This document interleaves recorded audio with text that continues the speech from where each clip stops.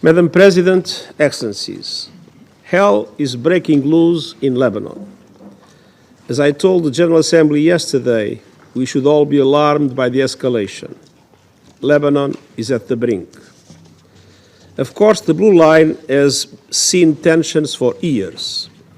But since October, exchange of fire have expanded in scope, depth and intensity. Hezbollah and other non-state armed groups in Lebanon and the Israel Defense Forces have exchanged fire on an almost daily basis, with Hezbollah indicating that they would require a ceasefire in Gaza to cease hostilities.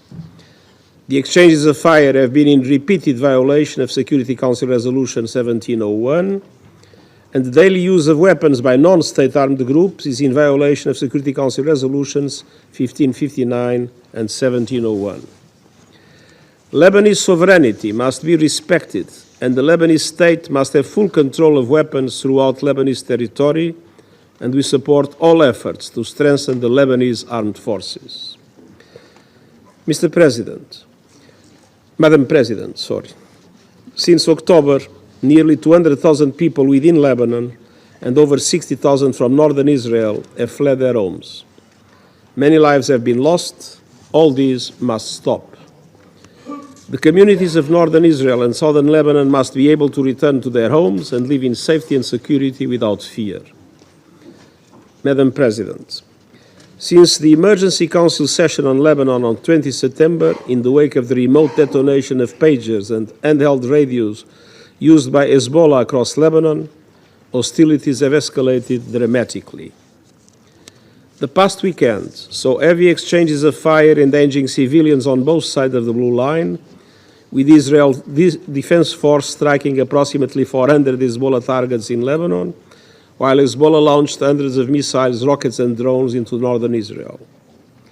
Monday was the bloodiest day in Lebanon in a generation. The Israel Defense Forces said that it struck some 1,600 Hezbollah targets. Many civilians were killed and many more were injured. Since then, Israel continued its deadly strikes across Lebanon, including in the southern suburbs of Beirut. Lebanon Ministry of Public Health reported that 569 people were killed on Monday and Tuesday, including 50 children and 94 women. Over 1,800 people were injured. Lebanese authorities report a total of 1,247 deaths since October. 2 colleagues from UNHCR were among those killed by yesterday's bombing. Today, further strikes killed at least another 50 people and injured more than 200. Meanwhile, roads are clogged as families desperately seek safety, and many are stranded at the Beirut airport. The Ministry of Interior of Lebanon has reported that over 90,000 people have fled southern and eastern Lebanon towards Beirut and the northwest, with 30,000 people in shelters. At least $170 million are needed to respond to growing numbers of displaced and mounting humanitarian needs. Madam President, the people of Israel have endured also repeated attacks from Hezbollah and others. According to Israeli officials, since last October, more than 8,300 rockets and around 1,500 anti-tank missiles and hundreds of explosive unmanned aerial vehicles have targeted Israel, with 49 Israeli deaths and hundreds injured. Hezbollah continues to launch drone and increasingly high-caliber missile and rocket attacks on military targets and residential areas in Israel. Earlier today, they launched a ballistic missile targeting a Mossad headquarters near Tel Aviv.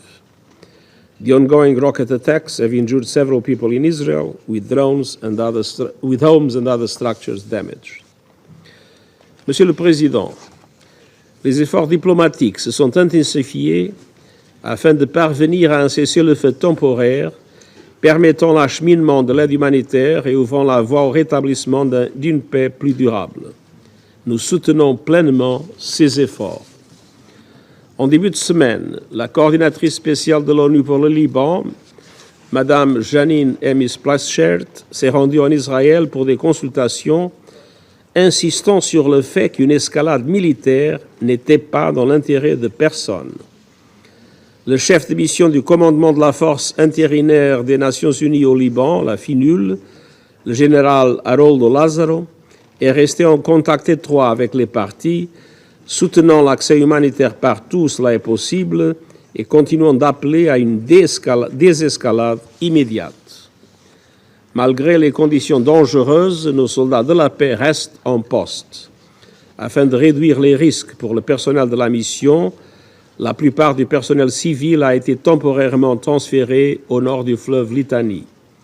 Quelques membres essentiels du personnel restent dans la zone d'opération de la mission en compagnie de nos casques bleus.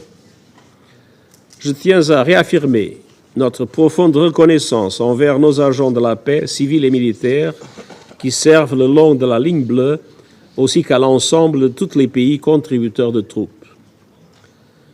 Madam President, I implore the Council to work its lockstep to help put out this fire. The parties must immediately return to a cessation of hostilities and take real actions towards full implementation of Resolutions 1559 and 1701. Civilians must be protected. Civilian infrastructure must not be targeted. The safety and security of all UN personnel and assets must be ensured. International law must be respected. To all sides, let us say in one clear voice, stop the killing and destruction, tone down the rhetoric and threats, step back from the brink. An all-out war must be avoided at all costs. It would surely be an all-out catastrophe. The people of Lebanon, as well as the people of Israel and the people of the world, cannot afford Lebanon to become another Gaza, and I thank you.